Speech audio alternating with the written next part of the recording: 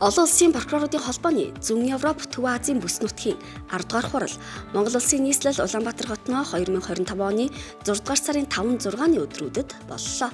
Тус хуралд Америк нэгдсэн улс, Англи, Канада, Австрали, Румын, Хятад, Турк, Казахстан, Азербайджан, Саудын Араб, Кувейт, Кени, Сингапур, Бүгд найрамдах Солонгос, Непал зэрэг 25 улсын прокурорын байгууллагын 100 гаруй төлөөлөл оролцож, прокурорын үүрэг оролцооны хувьсэл, захим орчин дах гэмт хэрэгтэй тэмцэх сорилтууд сайн дуршлах сэдвээр нэгэнд орчууллаа.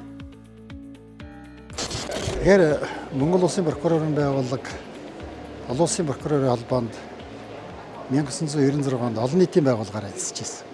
Олон нийтийн байгууллагаар бол яг гишүүн байгууллагын хуваар биш, тодорхой үйл ажиллагаанд оролцдог ийм хэлбэрээр бид нар оролцож байсан.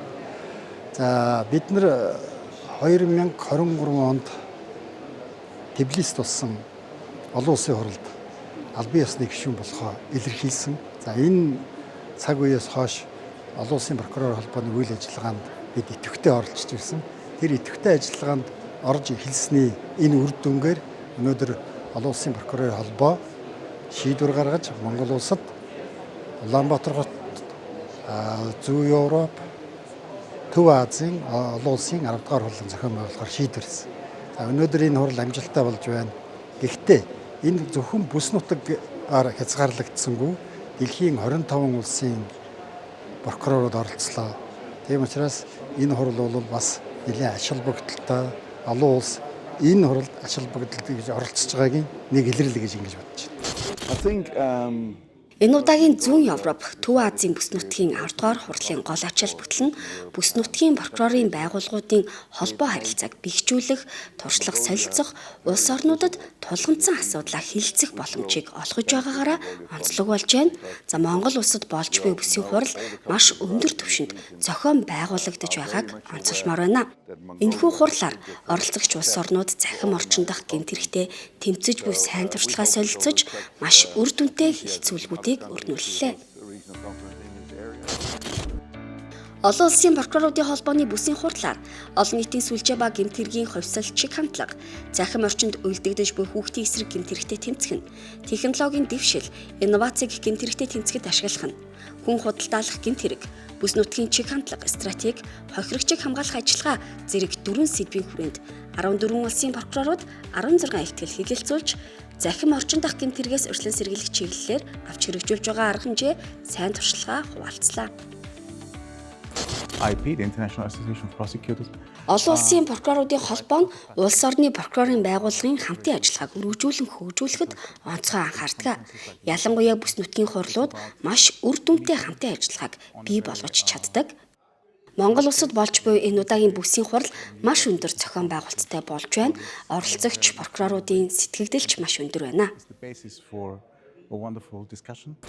Yeah, I think it's absolutely Улс орон бүр захим орчин дах гэмт хэргийн сорилтуудыг даван туулсан туршлага, авч хэрэгжүүлсэн үр дүнтэй арга барилаа хуваалцаж байгаад баяртай байна. Хуралд оролцогчдоо суралцаж, олон шинэлэг зүйлийг сонсож мэдсэн хилцүүлэг болж байна.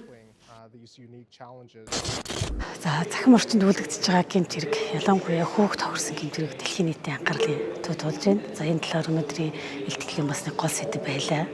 За энэ яг хүүхд тохирсон гэмт хэрэг дээр ялангуяа энэ технологи өндөр хөгжсөн улс орнуудын хуулийн байгууллагад хэрхэн ажилладаг туршлагаа биднээс хуваалцлаа. Тэгэхээр Сингапуроос одоо AI-г мөрдөн шалгах ажиллагаанд ашиглаад эхэлсэн байна. AI-г ашиглаж гэмт хэргийн зүйлчлээ гаргаж байна. Гэмт хэргийн болсон нөхцөл байдлыг тогтоож байна. Захин гэмт хэрэг үйлдэх явдал бол хурдцтай өсөж байгаа. Гэхдээ энэ бол ганцхан манай Монгол улсын асуудал биш. Дэлхийн нийтийн бүх улсуудад бол захин гэмт хэргийн гаралт бол хурдцтай өсөж байгаа нь бол өнөөдрийн хурал дээр тавигдсан илтгэлүүдээс бол харагдаж байна. Аль ч улс орнууд энэ төрлийн гэмт хэрэгтэй тэмцэх шинэ төрлийн платформ технологиудыг ашиглах болсон байна. Эдгээрийг нь бас манай улс судлаж өөрсдийн хэрэгцээнд ашиглах зүйтэй болов уу гэж бодож байна. Ер нь бол кибер орчинд үйлдэж байгаа гэмт хэргийг мөрдөн шалгахад бол олон улсын хамтын ажиллагаа бол маш их чухал учраас манай улсад анх удаага ингээд үр дүнтэй зохион байгуулагдаж байгаа олон улсын энэ бага хурлын үр дүн бидний одоо эрүүгийн эрхцэн барьцуулсан харилцаанд гадаадын эрчим тусцаа харилцан үзүүлэх олон улсын харилцаа холбоо за энэ гэмт хэргийг мөрдөн шалгах хууль эрх зүйн орчинд бол шин дэвшил гарна гэдэгт бол итгэлтэй байна. Олон улсын прокуроруудын холбоо нь 1995 онд байгуулагдаж өдгөө дэлхийн 175 орны 250 мянга гаруй прокуроруудыг игнэндээ нэгтгэсэн байгууллага юм а. Монгол улсад анх удаа зохион байгуулагдаж буй олон улсын прокуроруудын холбооны Зүүн Европ, Төв Азийн 10 дугаар хурал нь бүс нутагт төдийгүй олон улсын өмнө тулгарч буй асуудлыг шийдвэрлэхэд прокурорын байгууллагуудын хамтын ажиллагааг нэмэгдүүлэх онцгой чухал ач холбогдолтой арга хэмжээ юм.